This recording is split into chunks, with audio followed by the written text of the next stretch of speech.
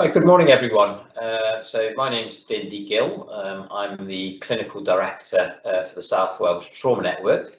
I'm an emergency physician by background, working at Morriston Hospital. I also work on the Wales Air Ambulance with EMRTS Cymru as one of the pre-hospital consultants.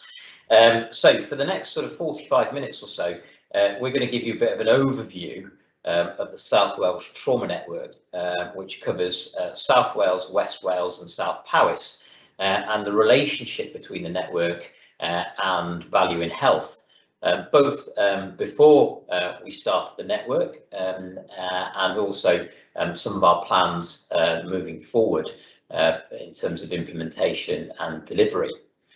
So next slide, please. So just to provide you a bit of context and history, the work actually to establish the South Wales Trauma Network started around 2012, and in the intervening period up to 2018, there were a number of pieces of work undertaken to determine what the operational model was going to look like, the clinical service model, and of course a period of public consultation in relation to where the major trauma centre was going to be located. But it was not until 2018 that a formal programme of activity was established to determine taking what was effectively a series of policies, if you like, or ideas forward into a plan for implementing the network. And in doing so, at that point, there was a requirement really within the development of the network to secure some resource. And in doing so, in securing that resource, we very much recognise value-based healthcare, and we use that approach from the outset of that programme, given the requirement to sort of apply principles of prudent healthcare as set out in Healthier Wales. So how do we go about doing that? Well, around the latter part of 2018, as we were ramping up towards developing our programme business case for the network, we engaged quite heavily with the clinical lead for value-based healthcare in Wales and asked for support from the value-based healthcare team to help develop that programme business case. And this was very much based on applying the principles to the outcomes of health gain, equity and clinical skills sustainability. And those of you who have been involved in the development of programme business cases will recognise those terms as being the key investment objectives for anything on this scale. So this approach contributed significantly, we feel, to the successful completion of this case, the mobilisation of resource, and ultimately confidence to go live in September 2020. The network and the workforce and the infrastructure was actually made available to us by April 2020. And then, of course, COVID happened, and we made the decision to go live between the two waves of COVID on the 14th of September 2020. We continued the conversations then about how the value-based healthcare team could help with the wider development after the network went live. And this included really looking forward to the development of performance dashboards, patient-related outcome measures and patient-related experience measures, and importantly, how data generated within the network could be used to inform improvements of care and quality improvement. So that's just a bit of an overview really of the context from where we came. The work had obviously been going on for some time prior to 2018, how we started applying the principles of value-based healthcare to seek the resources that we needed to move this work forward, and also some of the steps that we've been taking as we've gone live and engaging colleagues from the value-based healthcare team. Next slide, please. Okay, so we're now going to give you or present to you a short video which provides an overview of the South Wales Trauma Network, and its sort of constituent parts, and then we'll move on to the next part of the presentation. So if we could now play the presentation, please. Thank you.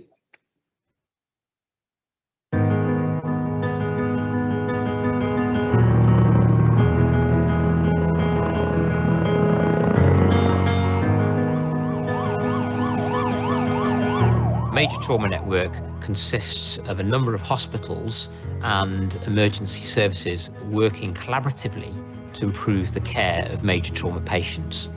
Evidence indicates that major trauma networks improve the survival of major trauma patients and, importantly, improve the short and long-term outcome of patients. So as a paramedic with the Welsh Ambulance Service, our role on scene will be to treat patients that have suffered serious life-threatening injuries and make sure that we get them to the right hospital at the right time. We will work closely with our EMRTS colleagues and the Welsh Air Ambulance. EMRTS and the air ambulance provide a more rapid transport platform for those patients, but it also carries a crew, and they're able to provide essentially the same care as an emergency department at the scene. They're able to stabilise patients sufficiently to make that transfer to hospital that will give them the definitive care they need in a safe manner. Patients that experience major trauma now will get taken straight to the major trauma centre in Cardiff, even if it means bypassing their local hospital. In some cases though, patients that are really severely injured and they've got major problems with their airway, or they've got bleeding that can't be controlled, those patients will still come to designated trauma unit hospitals and then be transferred, once they're stabilised, to the major trauma centre. Patients transferred in from anywhere across the network will be met by a trauma team who will be able to rapidly assess and treat and stabilise their condition. They will have access to all the equipment that we require to be able to deliver care for patients who are seriously injured. They then facilitate the ongoing rapid transfer of patients through to more definitive care, such as life-saving damage control surgery in the operating theatre, or movement onwards to our polytrauma unit or intensive care unit. We as major trauma practitioners would firstly tell the patient, if they're conscious, what is happening and what to expect.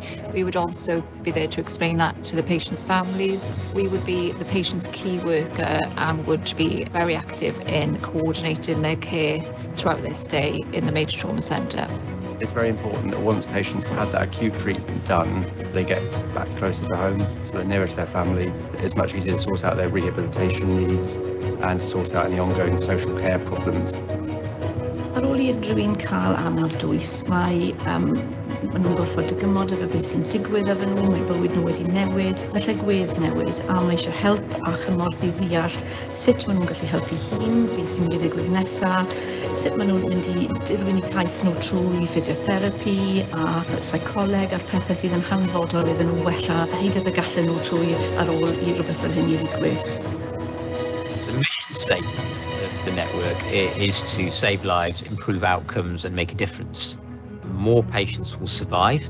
And they're also more likely to go back to doing the things that they were doing before their injuries and to have a better quality of life, which is something that we would all aspire to for our patients.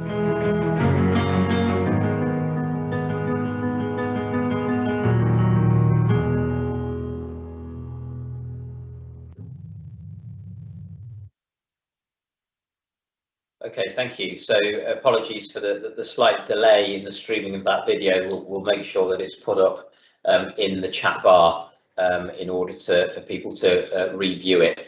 If we could just go back one slide, please. Thank you. Okay, so for those who are perhaps not as close to the subject of major trauma refers to patients who have subjected to multiple or serious injuries.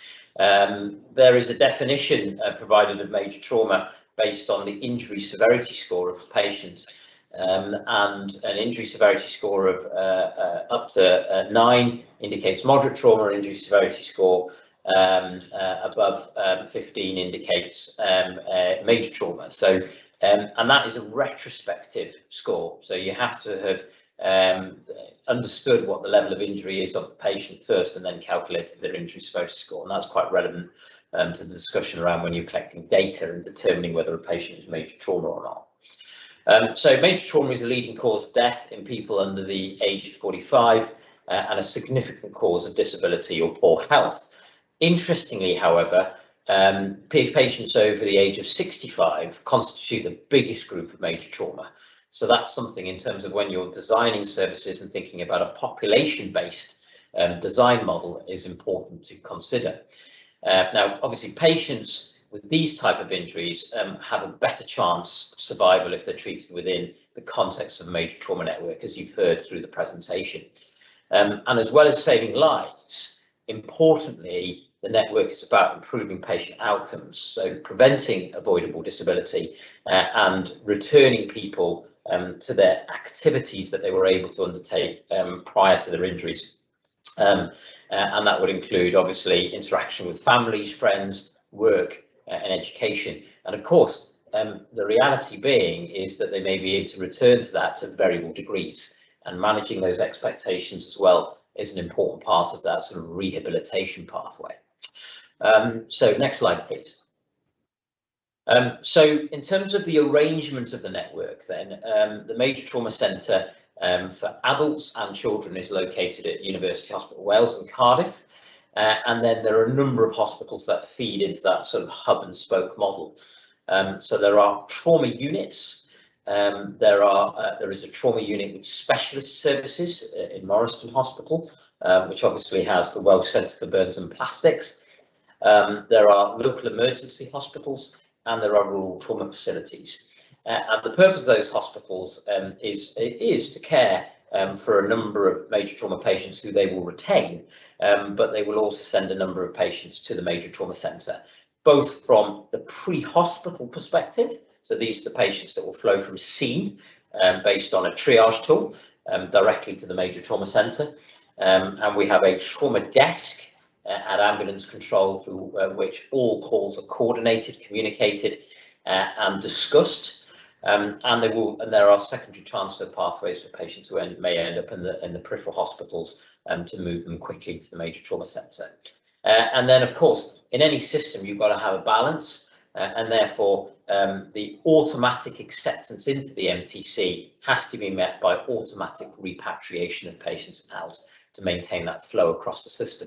And that's important also from a patient experience perspective about getting patients back to their nearest hospital at an early point in time, so they're closer to friends and family, which ultimately does help with their recovery once their specialist care is complete in the Major Trauma Centre. So this isn't a new concept. Major trauma networks have been around in NHS England since 2010, and for that matter, quite a bit longer in the rest of the world. And the evidence is sort of fairly clear that this way of working not only improves outcomes and survival, but actually patient experience. Next slide. Okay, so I'm now going to hand over to Rachel to introduce herself and to take you through the next set of slides. Thank you. Hi, so I'm Rachel Taylor. I'm the Operational Manager for the South Wales Trauma Network, and I'm going to take you through some of the data from our first year as a live network and also some of the extra work we're doing. This also forms part of our role within the network. So as Dindia said, we went live in September 2020. So we have managed to now have a full 1 year data set to start looking through exactly what is flowing through our systems and whether it's actually what we expected in the modelling prior to go live. So in the first year, 1,338 patients were taken to the MTC as a potential major trauma patient. That was quite a lot higher than was modelled. We were modelled for around 850 patients in year one. And we think there's a number of reasons as to why these numbers are much higher, which I can go into a little bit later. The rest of the information is fairly what we expected. In the average age of our patients is about 48. However, we do have a lot of our patients sat at that higher end as well. Majority are male. Again, that is what history shows from major trauma. And of these patients, 1,135 were TARN eligible, TARN being a way to measure whether a patient is a major trauma patient or not.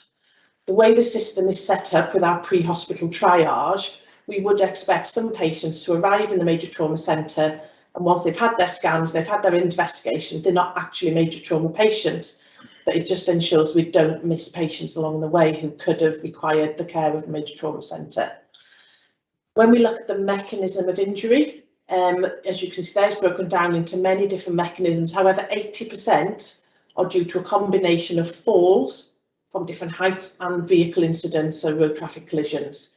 The other 20% is made up of a variety of different incidents. One may be surprising, and something that was more than we thought was we've had 47 stabbings resulting in major trauma in year one. And as a result of this, we started doing some injury prevention work with South Wales Police to try and look at the numbers, because it was far higher than we would have thought from the modelling. Looking there further down on the slide around outcomes, Dindy's already mentioned the repatriation. So when patients go into the MTC, they go into something called automatic acceptance. So if the patient fits criteria, they're just taken direct to the hospital in Cardiff. Obviously, in order for that to flow and the patients to be able to still come in, we need to take patients back out of Cardiff, back to their local health board really timely. So we've set up for the first time in Wales an agreement around automatic repatriation. So once a patient is ready to go, we have a timescale and a very clear escalation if the patient doesn't go. So ideally, we want those patients to be back in their local health board within 24 hours of referral. So in year one, actually more patients went directly home and didn't need repatriation than again we thought. And we think this is largely in part to the polytrauma unit in the University Hospital of Wales alongside the major trauma multidisciplinary team that manage these patients. So patients have been managed to a point that they can get home quicker and just be home with support as opposed to having to go back to their local hospital. Of the patients that were repatriated, there was 231 in year one, left the major trauma centre to go back to their local hospital, and the majority of these did go within the 24 hours. Some were slightly delayed. We've had some with slightly longer delays that we've worked through our escalation, and also worked with the health boards about why these patients are delayed. Some of it was around specialist treatment, that the nurses and therapists in the local hospitals weren't confident to manage some of these patients that can be really complex. So part of our education programme, which again I'll come on to a little bit later, is trying to address some of this learning needs that we've identified. Okay, next slide, please. Okay. There's also the pre-hospital aspect of the work we do. So we're very closely linked in with WAST as the ambulance service and the Wales Air Ambulance EMRTS service. So patients are brought in either by primary transfer or secondary transfer. Primary transfer is direct from scene, so the patient will bypass their local hospital to go directly to UHW in Cardiff in order to get that treatment as early as possible. This is something very different to what we used to have, and that education and training to staff was vital prior to go live. We have a trauma desk that is staffed 24/7. It's staffed by senior paramedics.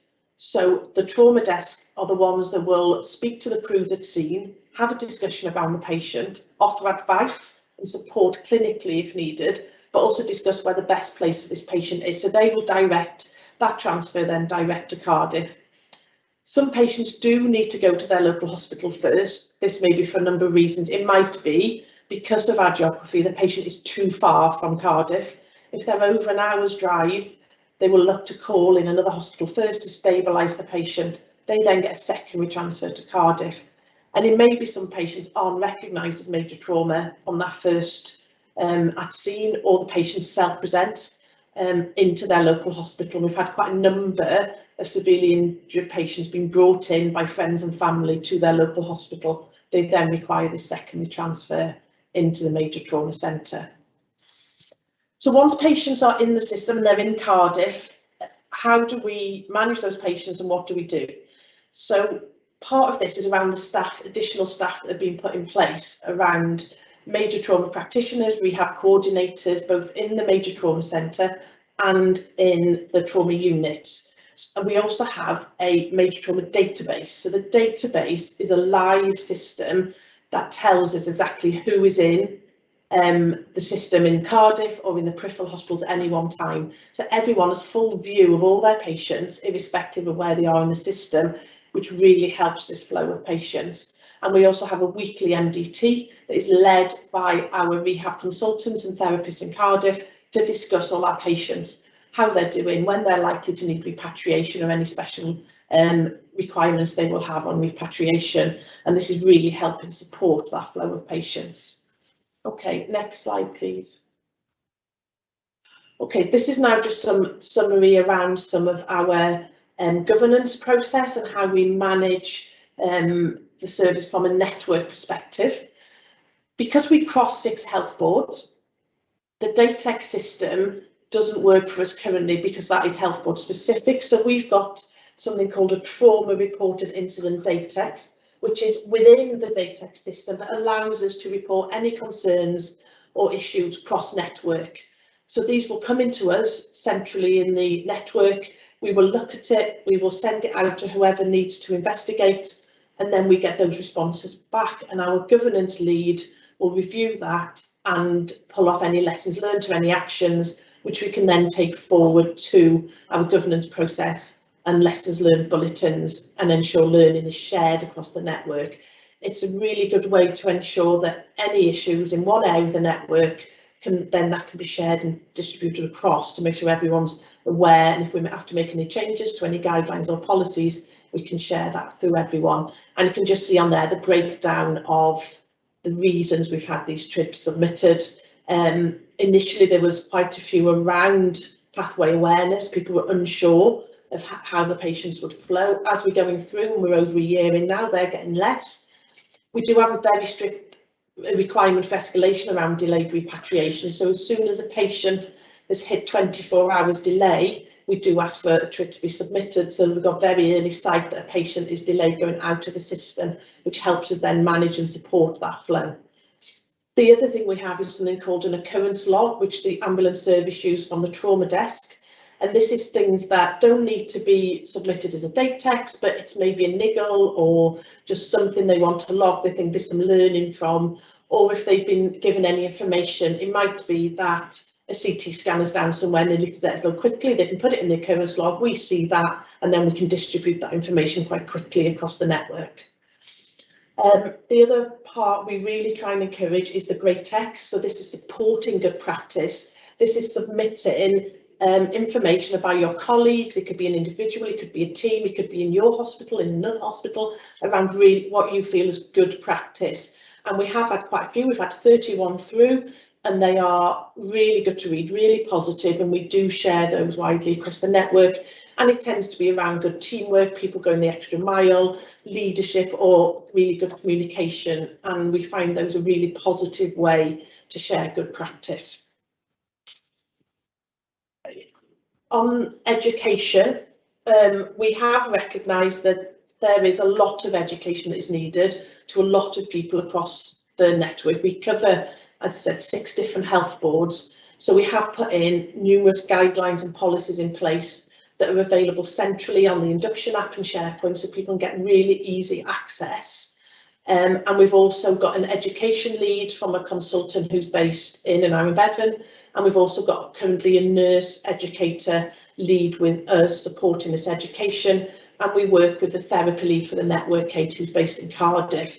And we're designing interactive 3D VR education packages for the staff that they can use to support their training, both pre-hospital, in the emergency department and onto the wards. So we filmed quite a number, I think we're up to almost 20 clinical skills now, and these range from how to hold a patient's neck straight, how to put a collar on, how to log roll a patient, through to full scenarios that are interactive 360-degree scenarios that people can watch to learn from. This will all be held on a dedicated education platform imminently. We're just going through all the technical cybersecurity final sign-off at the minute, and this will help hopefully get everyone to achieve their level of competence and Alongside that, we have a competency package, train the trainer sessions, so we can ensure everyone is being educated to the same level, irrespective of where they work. Okay, next slide, please. So just going on now a little bit to TARN and around the data and what we do. So TARN is the Trauma Audit Research Network. It's a national registry, and it holds a vast amount of information. All the England networks and the Welsh networks now feed into this with data around every single patient. The HIT criteria of major trauma with an injury severity score greater than 9 is in this system. We have TARN coordinators in each trauma unit and major trauma centre, and they take the data from the patients, input it into the TARN database. It's really, really detailed. There's a lot of information that goes in on every patient, which means the data we can get out of that is also very detailed and very useful.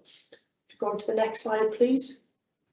So this is just an idea of what type of information and what inclusion criteria is in the TARN. So it's anyone who is admitted with major trauma and stays into hospital for 3 nights or more, is admitted to critical care, irrespective of their length of stay. If they are transferred for specialist care or repatriation, as long as their total length of stay is over 3 days. And any death, so if someone comes into ED and unfortunately passes away in ED, they are still counted within our TARN data set. Thank you. Next slide, please. So we use this TARN data to help support everything we do as a network. It supports our quality indicators, it supports our research, it supports us, are we achieving what we should be achieving compared to other trauma networks in the UK. We get reports quarterly around the operational management and around the clinical aspects of what we do, and we can look at that year-on-year improvement to make sure that we are doing what we should be doing as a network. And then this also leads us into our research. We've become quite involved in research, and a large part of our role in the network is around research. So we are now part of something called TIA Cymru. It's a network that is partnershiped with numerous organisations. The aim is to develop a collaborative world-leading trauma network with quality improvements informed through evidence-based medicine and lessons learned from others, and to ensure we have a value-based health throughout everything we do. So we are using the TIA Cymru research to evaluate our whole system from the point of injury through to rehabilitation, and also looking at injury prevention and what type of injuries are we getting and how can we support prevention of these injuries going forward. And this is where the work around knife crime is coming into our injury prevention, because we can see the number of patients coming through with stab wounds to our major trauma centre. As part of our evaluation, we'd like to determine short-term and long-term outcomes, and we're going to be using the PROMs, the patient recorded outcome measures, which Amanda's going to go into more detail shortly. We're also going to then go on in the future to look at the patient reported experience measures, and also the quality adjusted life years, and just to look at how what we're doing is improving patient care along that whole pathway. We're using the SAIL data bank, which is part of Swansea University, which gives us a vast array of information. We've got data linkage, so between our TARN data and the SAIL data bank, we have got vast wealth of information there we can use going forward. We may change our analysis over time. We're just learning. We're in, saying, only just over a year in, but we are working through and using the support of all those around us, including Value in Health and Swansea University, to take this forward. Next slide, please. So just coming on to PROMs, and Amanda is going to pick this up in much more detail, but we have worked with Value in Health and found them invaluable in what we're doing around how do we roll out PROMs now going forward to support the development of the network. So over to Amanda. Okay, thank you, Rachel. My name is Amanda Willicott, Programme Manager for the Value in Health team. So we have heard this week that value-based healthcare is realised when we achieve the best possible healthcare outcomes for our population and achieve this in a financially sustainable way. We know that value-based healthcare focuses on meeting the needs and the goals and the preferences of patients through involving those patients in decision-making. And this decision-making needs to be supported with the best information and evidence that we have. And therefore we see outcomes as those important milestones in the lives of patients that matter to them. And so it's important that we measure this. And in order to measure this, it's necessary to electronically collect patient-reported measures routinely and at pace and scale. And it's important to embed that collection and that utilisation of PROMs as business as usual. So, as Rachel said, we've been asked to support the network with embedding PROMs collection. And this is quite a large endeavour, as there needs to be a consistent PROMs collection across multiple sites. And as a team, we've experienced of embedding PROMs directly into specific services or health boards using a standardised approach, but not across a network, across multiple organisations, departments, team, throughout community and hospital care. So this will be a journey for both of our teams. So how do we use the knowledge we have now to support the team to do this? We know embedding a data collection mechanism is complex and requires cultural and service change to embed successfully. So to do this now is therefore probably an ideal opportunity, as the network is still new and processes are changing as the team learns together. Next slide, please. So what do we know so far? We know it's important to map the current process to understand relevant touch points for collection and the best mechanism, whether that's text or email, to liaise with patients at each of those touch points. Embedding collection as part of the usual processes throughout the care journey minimises the burden of collection for the patient and the service. And the collection of PROMs should not be separate, and they should be linked into other digital care processes along the pathway. So we've commenced process mapping for the collection that takes place in collaboration with TARN and Quality Health, and have mapped an 18-step process. So the plan is to see if we can streamline that process and see if it can be rolled out across multiple centres. And this will be an interim approach while a fully digital platform to collect PROMs is considered. And then, how do we use PROMs in direct care? So, alongside this process mapping exercise, we need to consider the use of the data to support care in real time. And this requires the ability to visualise the data appropriately to identify current issues and trends. And we've seen examples earlier this week of how that visualisation could take place. We are already aware that PROMs can support direct care in a number of ways. So, for example, it allows the patient to identify what matters to them most, it enhances health literacy and that two-way exchange of knowledge, and it can help with the broaching of sensitive issues and issues that may not be the usual focus for a specific specialty consultation. And then it can support remote monitoring. So we'll be working with the team to understand how they wish to use PROMs for direct care. We already know that this will help with the early indication of issues following discharge and the monitoring of these issues over time. So at the moment, it feels like an alert system will be an essential function to have an embedded PROMs digital process. And then it's also essential that aggregated PROMs data can be visualised in products such as dashboards and then triangulated with other data to support those further insights and observations to answer questions.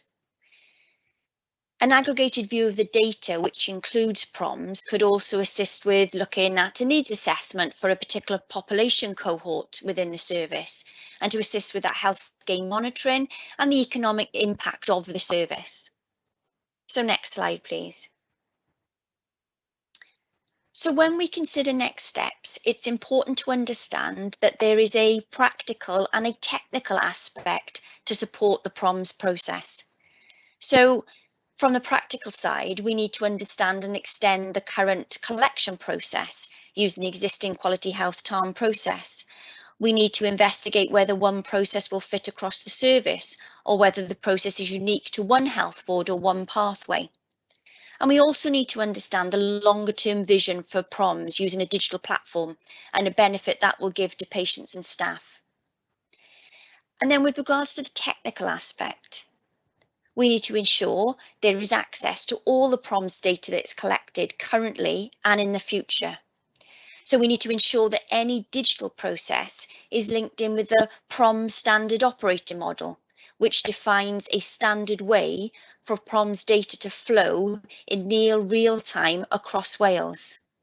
And this links into the All Wales programmes such as the National Data Resource and the Digital Services for Patient and Public programme. And we've heard about these and their technical enablers over the last few days.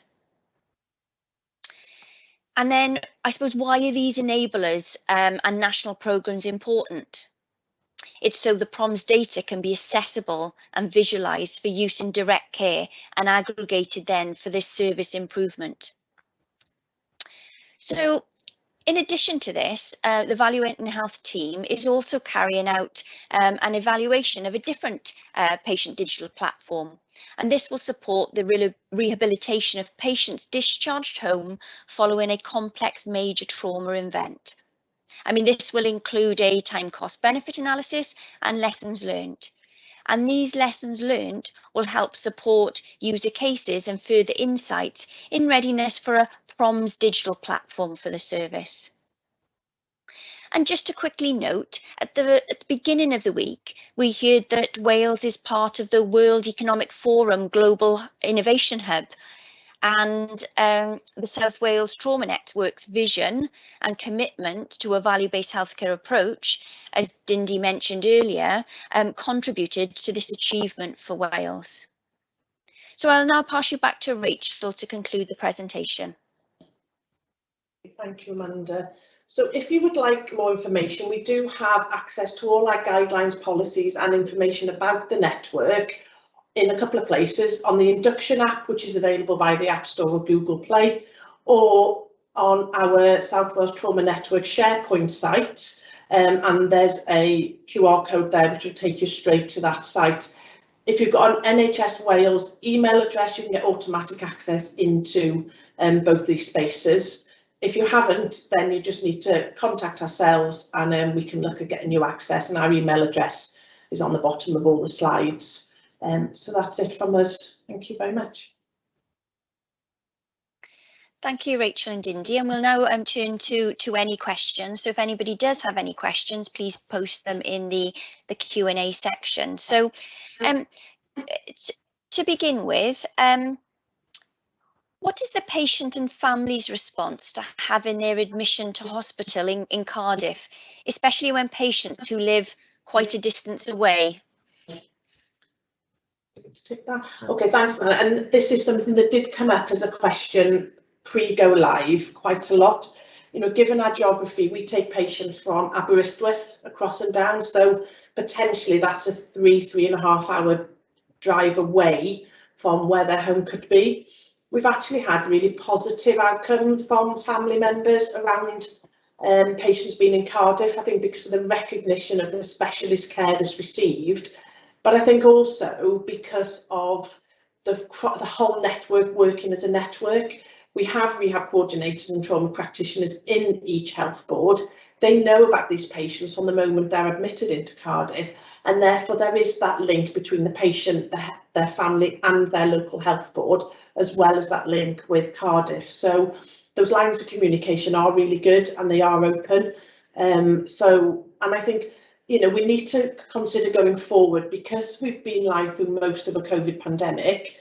Visiting wasn't allowed a lot of that time anyway, so it didn't matter whether you were from 5 minutes away or 4 hours away, you couldn't visit. As visiting becomes more regular and visiting comes back to normal, we just need to monitor that actually we don't start seeing families becoming distressed around that travel distance to the major trauma centre. But it's definitely something that's on our radar. Okay, thank you. And I suppose to turn that on its head a little, so how do the staff in the patient's own health board know which patients are in the MTC and what care they will require on transfer back or discharge? Yeah, so what we have is we've set up obviously an MDT team within the MTC linked with the polytrauma unit, and that's described, if you like, as a bit of a macro MDT team with a large number of people and therapists involved in the care of those cases.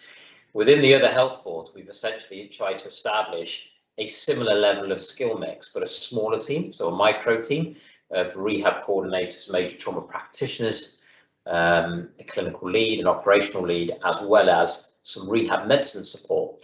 The visibility of the patients that sit within the major trauma centre happens very early on because we have a major trauma database, and in that database, the minute the patient arrives in the major trauma centre, or for that matter in any of our trauma units now, that patient is entered onto that database.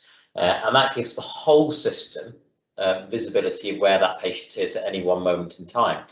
Within that database, over the first few days, the rehab coordinators and therapists start defining the rehabilitation needs of those patients as part of the rehab prescription. Now, the TARN standard for that, we talked about TARN earlier on, is to have an initial rehab prescription completed within 72 hours of admission. And that defines the patient's rehabilitation needs early and then develops an action plan alongside that. So whilst that's being developed in the major trauma centre, the visibility of that rehab prescription reaches out to the health boards that patient may have come from, and visibility to those micro teams that sit within those trauma units. Alongside that, we run a weekly MDT on a Wednesday, where all cases that are at the major trauma centre are discussed, and information is shared across the network. You can imagine between those MDTs there may well be individual discussions about individual patients as well, particularly as they're getting close to being repatriated, and that creates that system overview and situational awareness of those patients. That MDT is also an opportunity for those micro teams within the health boards to have a conversation with the MTC about patients they may well be managing, or patients that have gone back that might require some input potentially from the expertise within the major trauma centre. And then the final element is that obviously there is a group of patients that will go back to their acute hospital, a smaller group than we envisaged actually compared to the modelling. The vast majority of patients being discharged back to community care. And in doing so, irrespective of that, those trauma unit teams assign a key worker. It's usually a major trauma practitioner or a rehab coordinator, and those patients are followed up with a phone call at 2 weeks to determine how they're getting on, what might be their rehab needs at that moment in time. Are they accessing the level of rehab they need within the community? Is there something that key worker can do to help them get to outpatient clinics, for example, and other things? And this was directly to address some of the concerns that patients raised in the lead up to go live, because as part of that go live process, we heard a number of patient stories, and we used patient stories in really to design the service. And a lot of patients pre-network did state to us that they felt lost when they left specialist centres. They didn't really have a point of reference to go back to, and that's why we put that step in terms of that sort of follow-up and situational awareness. And I will say, the system isn't perfect. It takes 5 years for major trauma networks to mature. We're sort of in the early stages of that, but we feel we do have put in the building blocks for what should be a very successful service in terms of patient outcome and importantly experience. Can I just pick up just one extra bit on that as well, Amanda? Just, you mentioned it briefly, the other work we're doing with yourselves is around evaluating a patient held record that would take this one step further, because the major trauma database and the rehab prescription are really detailed and really useful around that patient's rehab, but they're not visible to patients at the minute or their families. So we're looking at how we can evaluate a handheld patient record where this information can be put into a system that the patients can access and their families. So there you get that interaction then, and the patient starts to own their own rehabilitation, but whilst you're having that visibility across all aspects of the system. So that's something that we're working towards now and going to be doing over the next sort of 3 to 6 months. Okay, great. And Rachel, what sort of information do you expect then it to be in that platform for those patients? Could you just give us a little bit more information around that? Yeah, absolutely. So what we're looking at is having sort of that summary of the patient's injuries, what actually happened to them, what then treatment did they have whilst they're in hospital.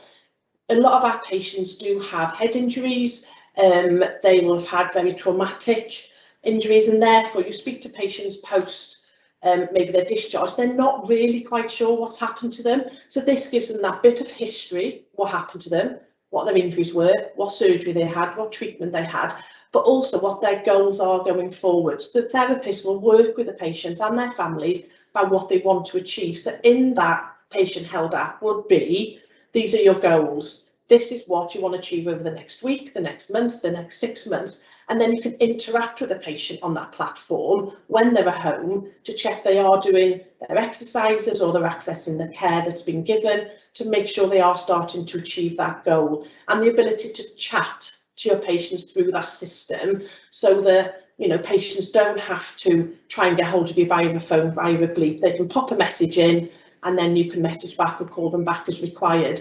And we're hoping we'll be able to therefore signpost patients earlier if they're struggling. The families will be more involved, and then this rehab prescription, if it's in that handheld record, if the patient then goes for follow-up to a different specialist, because these patients might be in 3 or 4 different health boards over the course of their journey, they can show another clinician their history and their information and where they are and what their goals are. So it's a constant live version of the truth of where they are in their journey. Okay, thanks, Rachel. And we heard a lot yesterday about health literacy. So is there do you think there's options for more patient sort of education material in something like that?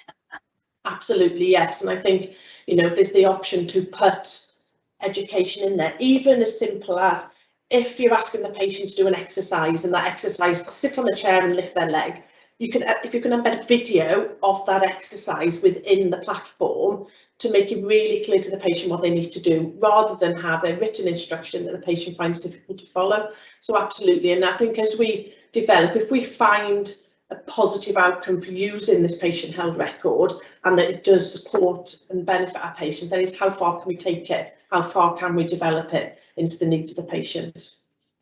Okay, thank you. And sorry, Gundy. It's worth just saying that the early evaluation of these patient held records has happened. The evidence and literature around them is sparse. There was a piece of work done in Bristol which was supported by the Health Foundation around patient held records for major trauma networks. And when they looked at it, they did determine that a sense of ownership was much more prevalent amongst patients who were using patient held records than those that weren't.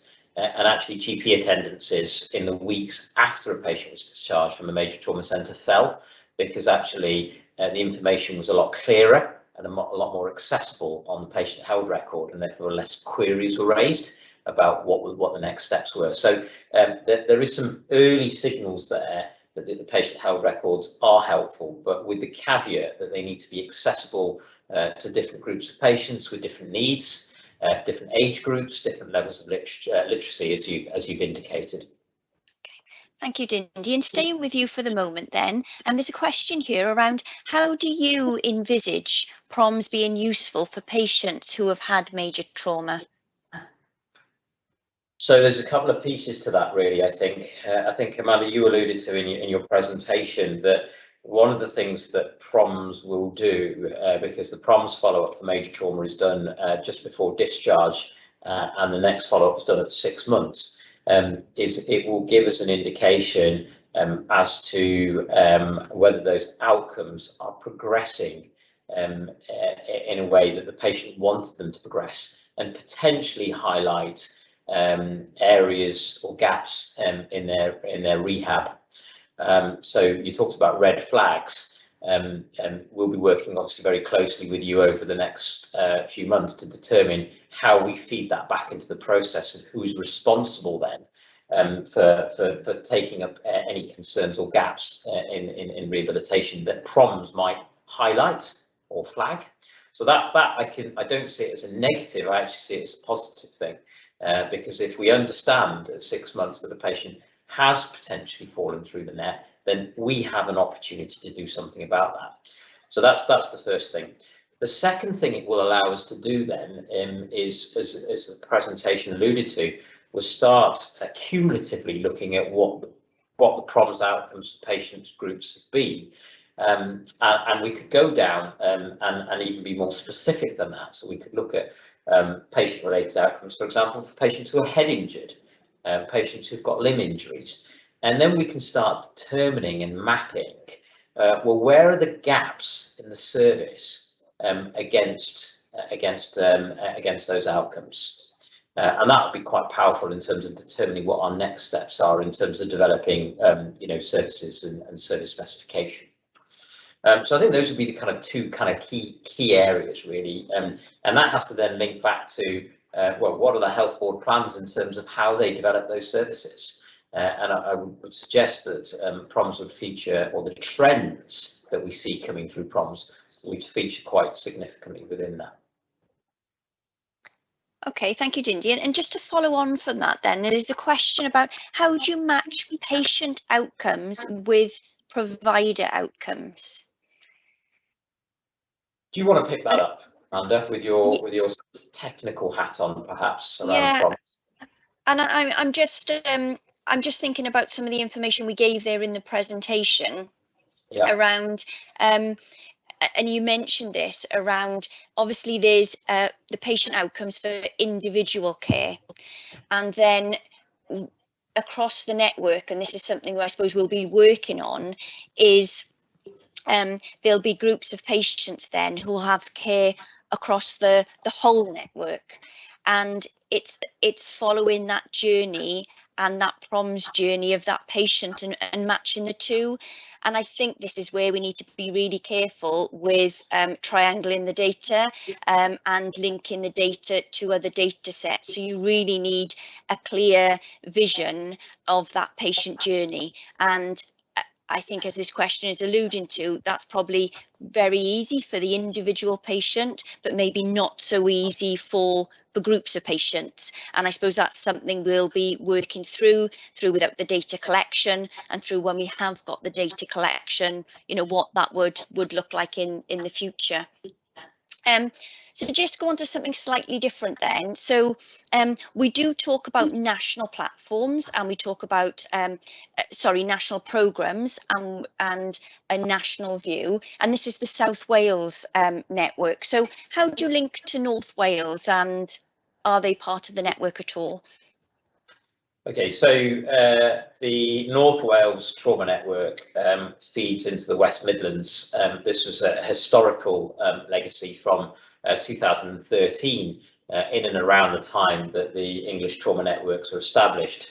And as you know, from a commissioning perspective, BCUHB have strong links with England. And at the time, the opportunity arose to establish a link with the major trauma centre in Stoke. And so at the time, 3 trauma units were established in North Wales, which are the 3 acute hospitals, feeding in to Stoke. And actually, in reality, that was a really good move at the time, because the care of patients in North Wales from a trauma perspective has significantly improved through that link with the Stoke Major Trauma Centre. Now, of course, the reality is then it took us some time in South Wales to get up and running, and we got up and running last year. And I think the vision is certainly there to establish an all Wales perspective on this, where you would still, in reality, have 2 regional networks, but with oversight, and that's in keeping with a number of other networks. As you know, we have an All Wales Critical Care Network, we have an All Wales Cardiac Network, and we have an All Wales Cancer Network. So certainly that is the strategic direction of travel. What it will then allow us to do is understand that equity question around health gain and ensuring that there is equity of access across the system. Now, I must emphasise that wouldn't necessarily mean a change of providers. So we wouldn't be necessarily moving people from North Wales down to South Wales, and I must be really clear on that. It is highly likely that we would retain the existing providers in terms of the major trauma centres and the arrangement of the existing trauma units. But what it would give us is oversight of the whole system. And actually, it would be of mutual benefit to both networks, potentially, because there would be learning in both directions to get some consistency across the system.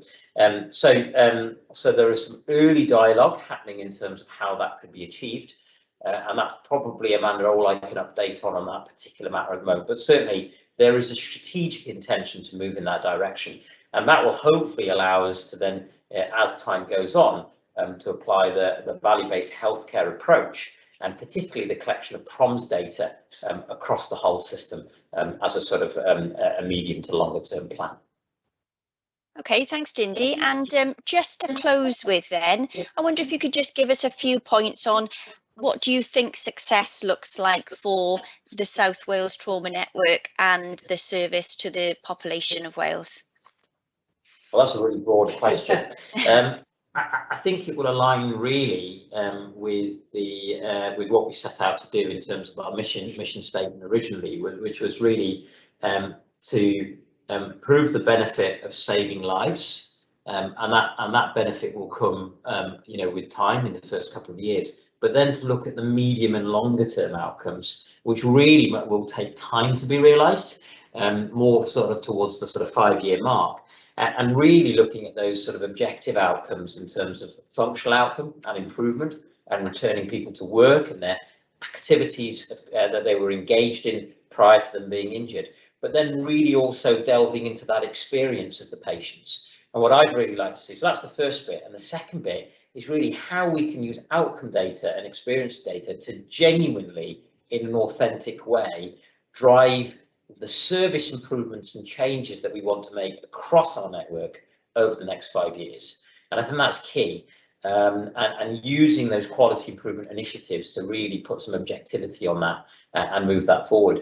And I think the final point is really having, and this is, I suppose, a very personal thing, is having individual patients coming back to us as a network, and being the champions and the ambassadors of the network, presenting to us what their experiences have been, and feeding that back in terms of the service developments. And when we talk about experience-based co-design, I can say up to now we haven't really used experience-based co-design as a quality improvement initiative in its true sense. We've used aspects of it, but to be able to do that in a more robust manner, I think would be extremely valuable, and actually quite a humbling experience for those of us who've been involved in this programme for some time.